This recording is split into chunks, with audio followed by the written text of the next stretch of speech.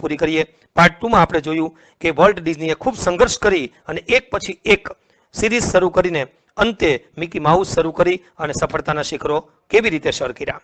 હવે આપણે એને સમૃદ્ધ બન્યા પછી, રીચ બન્યા પછી આગળ કેવી રીતે એણે પોતાનું જીવન વ્યતીત કર્યું અને એના અંત સુધી આપણે આવા પાર્ટ 3 માં વાત કરીશું. Okay, enjoy your self. Let's start. The story of Disneyland perhaps better than anything else. ડિઝનીલેન્ડની વાર્તા કદાચ દરેકથી સર્વશ્રેષ્ઠ છે, આપ જાણો છો. બરાબર, illustrates Walt's vision and his stubborn determination to realize an idea he believed in. તેમાં વોલ્ટની દ્રષ્ટિનું વર્ણન અને તેમના પોતાના વિચારો છે. તો જુઓ શું કીધું છે. વિઝન. સ્ટબોર્ન એટલે શું લખી લ્યો? સ્ટબોર્ન એટલે જિદ્દી. એનું સમાનાર્થી લખો ઓબ્સ્ટિનેટ. બરાબર, એક જિદ્દી. તો એ જિદ્દી, ડિટર્મિનેશન એટલે નિર્ણય. તો દ્રષ્ટિનું વર્ણન અને પોતાના વિચારો છે. અને તે માને છે કે સાચા કરવાનો મક્કમ ધ્યેય એની પાસે છે. તકલીફ નતર પડે જુઓ, પણ એક ધ્યેય હોય ને વાંધો ના આવે. To realize an idea he believed in. For years, Walt had quietly nursed the dream of a new kind of amusement park. વર્ષો સુધી વોલ્ટ આ એક new kind of amusement park, અજાયબ લાગે એવો પાર્ક બનાવવાના સપનાને પોષતા રહ્યા છે. કારણ કે એનું આ સ્વપ્ન હતું, નર્સ એટલે પોષવું. એકલા પોષતા રહ્યા છે. બરાબર, એ પાર્ક બનાવવાનો હતો જ તે. ઇટ વુડ બી અ પોટપોરી. બહુ આઈએમપી શબ્દ છે પોટપોરી. બરાબર, લખી લો કલેક્શન, સંગ્રહ of all the ideas conjured up, created by his fertile imagination. બરાબર, ઉપજાવી કાઢેલા. તો જુઓ શું કહે છે કે તે પાર્ક તેમની ફળદ્રુપ કલ્પનાઓમાંના જાદુઈ વિચારોનો સંગમ બન્યો. અને બહુ પૈસા ખર્ચવા પડ્યા ભાઈ. Even Walt's kind of amusement park seemed to preposterous. હાસ્યાસ્પદ લાગતો હતો. preposterous એટલે લખો ridiculous, silly, absurd, મૂર્ખામી ભીરું, હાસ્યાસ્પદ. that he wouldn't mention it to anyone. એટલો હાસ્યાસ્પદ લાગતો હતો કે તે કોઈને મેન્શન કરવાનું પણ યોગ્ય નહીં માનતો હતો. કે આપણે વિશે કોઈને પણ જણાવ્યું પણ નહીં, કોઈને નથી કહેવું. He just quietly began planning. છાનામાના જ તેને પોતાની યોજના બનાવી કાઢી.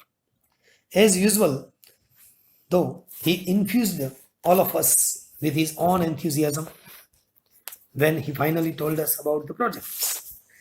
અને અંતે હંમેશ મુજબ પોતાના ઉત્સાહથી બધાને ઉત્સાહિત કરતા તેમણે પોતાના આ નવા પ્રોજેક્ટ વિશે વાત કરી. Someone asked Walt, how should the Disneyland look like? કોઈકે કહ્યું, વોલ્ટ, ડિઝનીલેન્ડ કેવું લાગવું જોઈએ? ક્વિક, ઝડપથી came the reply, it should look like nothing else on this earth. અરે આ તો એવું કે જેના જેવું આ પૃથ્વી પર બીજું કાંઈ ના હોય એવું લાગવું જોઈએ. Predictably, we had trouble raising money. પૈસા ભેગા કરવામાં અમને તકલીફ પડી. લખો પ્રેડિક્ટેબલી, એડવર્બ છે એટલે પૂર્વ ધારણા કરવાની રીતે એમને એઝ્યુમ કરીએ ને, એઝ્યુમેબલી અથવા ફોર કાસ્ટિંગલી. બરાબર, તો અમને થોડુંક તકલીફ તો પડી. પ્રેડિક્ટ શબ્દ ઉપરથી બનેલું છે, forecast. But Disneyland did open.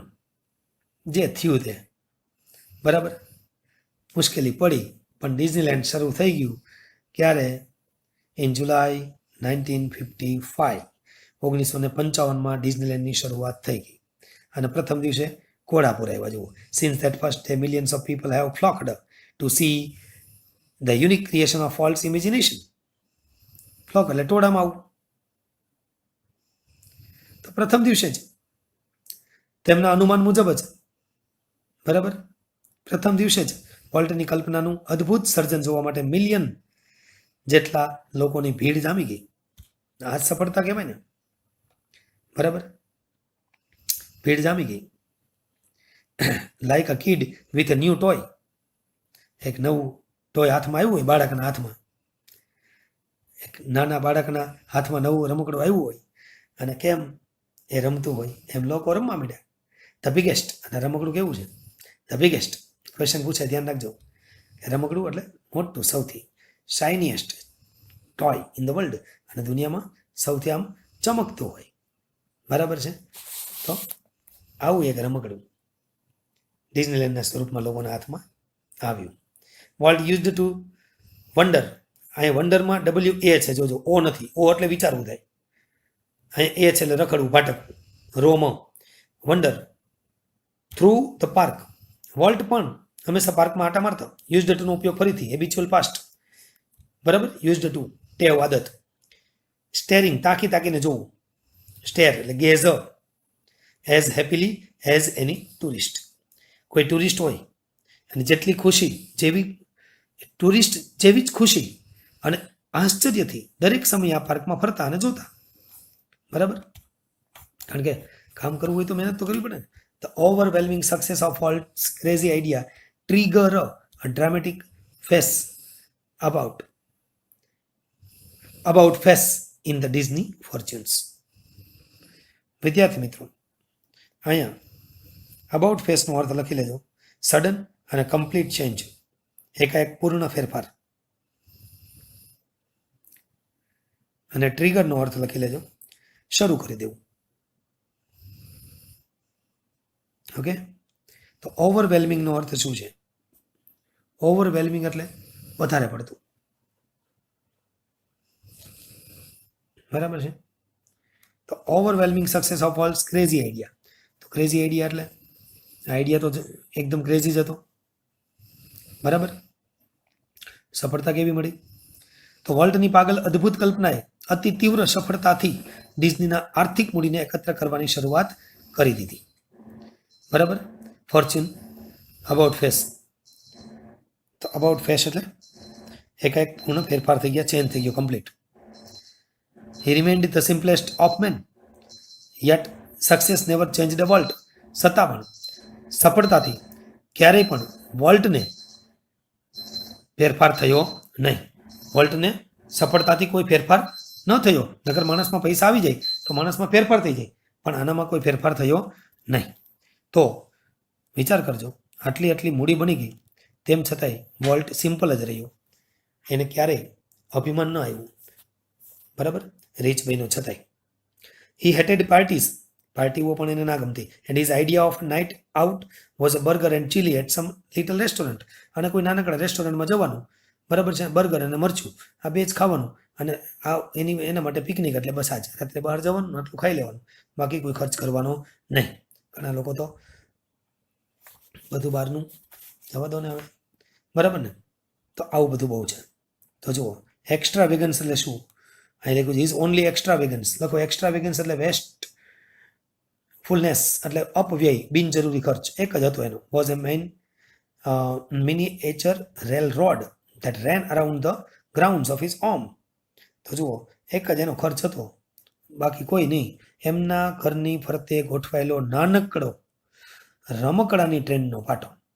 આ જુઓ, મિનિએચર રેલ રોડ, રમકડાની ટ્રેનનો પાટો એ કદાચ તેમનો એકમાત્ર અપવ્યય કે ખોટો ખર્ચો હતો. બરાબર? આગળ જુઓ, what do you do with all your money. અરે તું આટલા બધા પૈસાનું શું કરીશ ભાઈ? એકવાર એક મિત્રે પૂછ્યું. મિત્ર હોય તો પૂછે ભાઈ. A friend one asked him pointing at the studio. Walt said, વોલ્ટે પોતાના સ્ટુડિયો સામે આંગળી રાખી ઇશારો કરતા કહ્યું, શું કીધું? કે જુઓ, આ મારું ખેતર, આ સ્ટુડિયો છે ને મારું ખેતર છે. ખેડૂતને ખેતર વાળું હોય ને, ખેતર ખેતી કરે ને, એમ કે I fertilise that field with it. મારી પાસે જે પૈસા આવશે ને એ ખેતરમાં ખાતર નાખતો રહીશ, એટલે કે હું ખેતરમાં એ વાવેતર કરતો રહીશ, પૈસાનું fertilise. It is true that Walt plowed money back into the company almost as fast as it came in. અને એ વાત પણ સાચી છે, સાચું જ હતું કે વોલ્ટ પોતાના દરેક પૈસા કંપનીને પાછા આપતા અને જેટલું શક્ય બને એટલું જલ્દી કરતા. તો માણસ તો મોસ્ટ આઈમ્પી પેરેગ્રાફ છે. શાહુકાર બની ગયા. મેં તો ધનવાન જો ને. બિંગ સોલ્વન્ટ, લખો સોલ્વન્ટ એટલે સંપન્ન, ધનાઢ્ય, rich. For the first time since he started a business gave Walt a chance to develop other ideas. તો પ્રથમવાર સંપન્ન બન્યા, ધનાઢ્ય બન્યા, રીચ બન્યા, સોલ્વન્ટ બન્યા, પછી તેમણે નવો બિઝનેસ શરૂ કરવાની તક પણ અપનાવી લીધી. શું છે? This included the development of Mineral King and alpine like valley એટલે ખીણ, high in the Sierra mountains. અહીં સિયેરા માઉન્ટેન્સની વાત કરી છે, બરાબર છે. તો કઈ તક બિઝનેસ શું કર્યું? કાચી ધાતુના વિકાસનો પણ સમાવેશ થાય છે. તો જુઓ અહીં કાચી ધાતુનો વિકાસ ડેવલપમેન્ટ કરે વિકાસ કર્યો. મિનરલ કાઇન્ડ કાચી ધાતુ, બરાબર. સિયેરા પર્વતોની ઉચ્ચ પ્રદેશોની ખીણોમાં આ બિઝનેસ એને શરૂ કરાયો. ત્યાર પછી number 2, a California institute of art for which he donated the land and several millions of dollars. બસ નંબર 2, એમના માટે કેલિફોર્નિયાની આર્ટ્સ ઇન્સ્ટિટ્યૂટ માટે જમીન તથા કેટલાક મિલિયન ડોલર્સ દાન કર્યા. વિચાર કરો, દાન કરવું, ચેરિટી બિગિન્સ એટ હોમ. શરૂઆત તો થાય ને ઘરેથી, તો એને દાન કર્યું, બરાબર.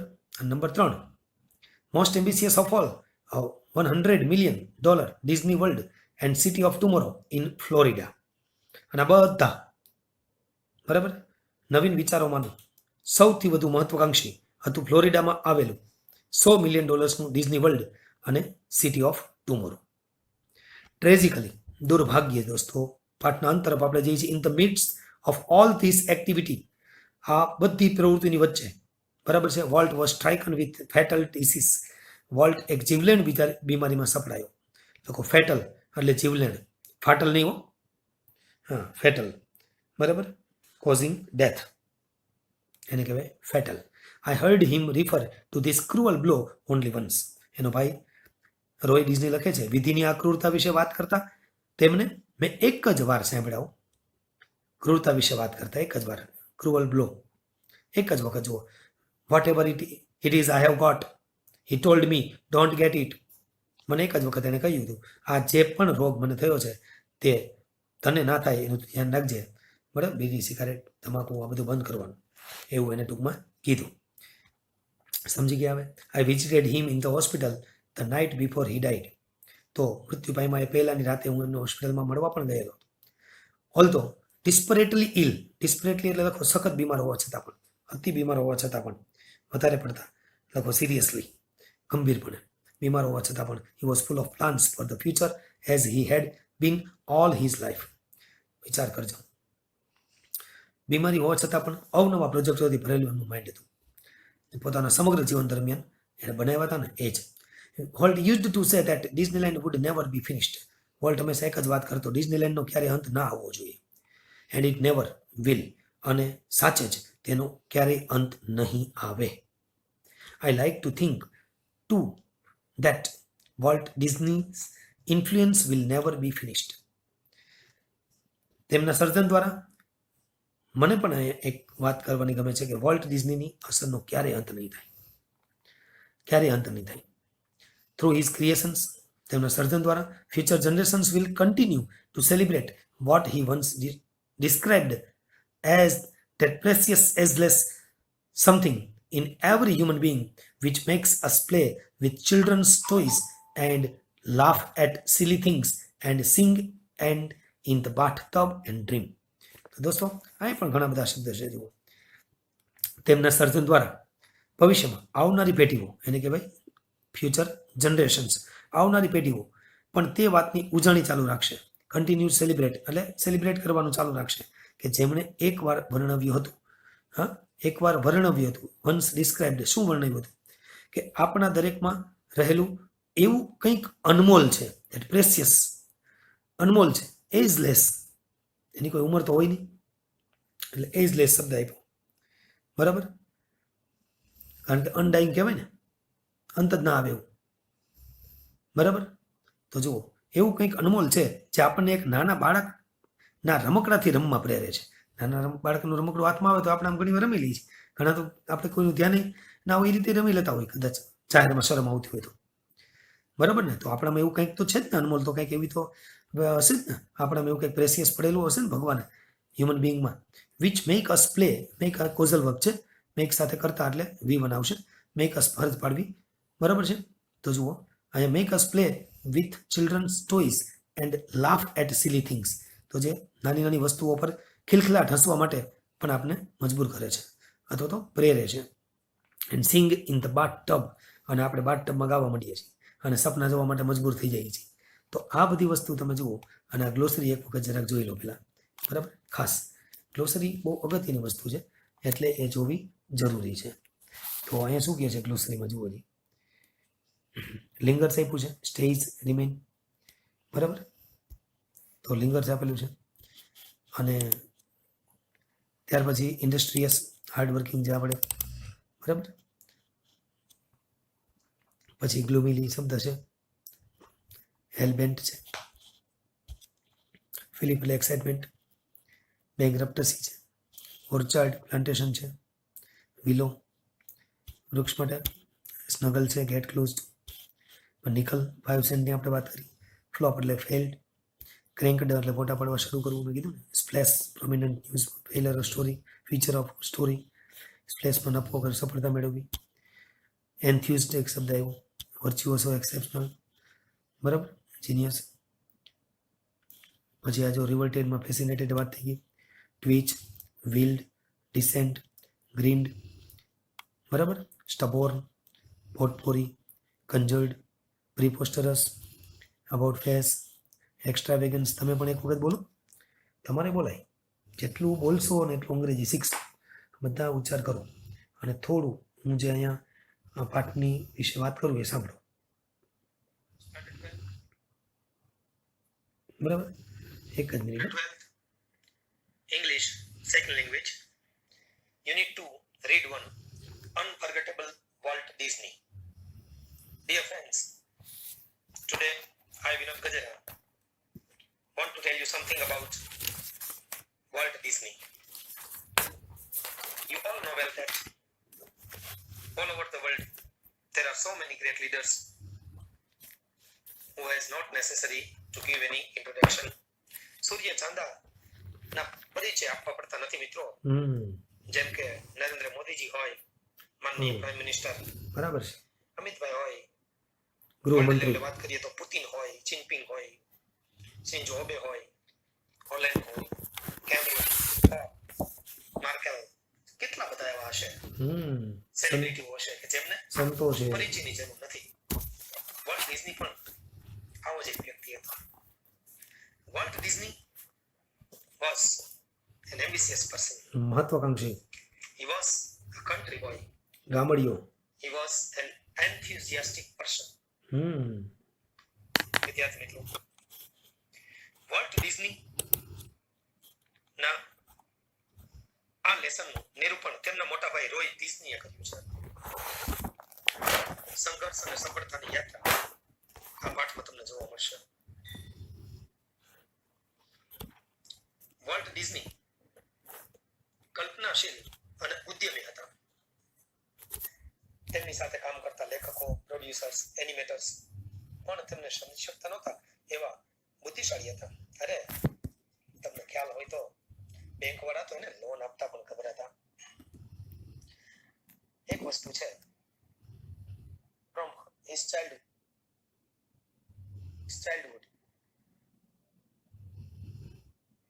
he loved drawing. ચિત્રકામનો શોખ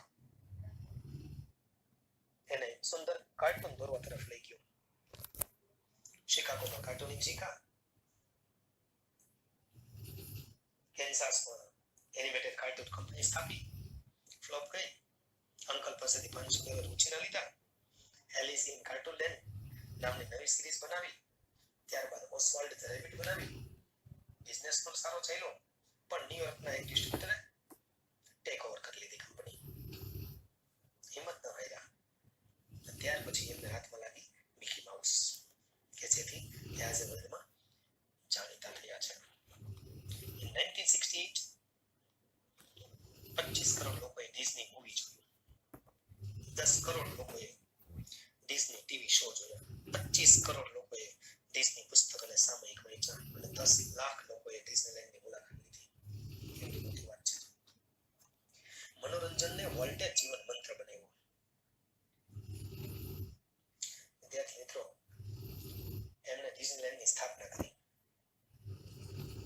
ડિઝનીલેન્ડ કેવું લાગવું જોઈએ એવા એક પ્રશ્નના જવાબમાં એમણે ખૂબ સરસ વાત કરી કે સમગ્ર પૃથ્વી પર એના સમાન અન્ય કશું જ ન હોય એવું લાગવું જોઈએ. અને વિદ્યાર્થી મિત્રો, ડિઝનીલેન્ડ તમારી સામે આવીને ઊભું છે. પછી તો ઘણી પ્રગતિ કરી અને ખૂબ આગળ વધ્યા. તમે વિડીયો લેક્ચરમાં બરાબર જોયું હશે કે ડિઝનીલેન્ડ સ્થાપક વોલ્ટ ડિઝની છે તે કઈ રીતે સંઘર્ષ કરીને આગળ વધે છે. એમાંના કેટલાક વાક્યો યાદ રાખવા જેવા છે, સાર રૂપે છે, જેમ કે Walt Disney was the maker of Disneyland. Short નોટમાં કામ લાગશે. He had a brother named Roy Disney. They both were very contented. I mean, we can also say that connected to each other. Friends, in the beginning of their life, in the beginning of their journey, they had no money. You know, they borrowed some money from their uncle and they came to Los Angeles, where Walt started to draw cartoons. And in this way, they both tried their best and never stopped. They tried to do hard work, and at the end, they got all success. At the end of the story, we say that Walt was stricken with his fatal illness. Roy visited him in the hospital the night before he died. Walt used to say that Disneyland would never be finished. And really, his dream came true. Friends, video lecture ને બે વખત સાંભળીને કેટલાક સવાલ જવાબ અને vocabulary practice કરજો. Thank you, ધન્યવાદ.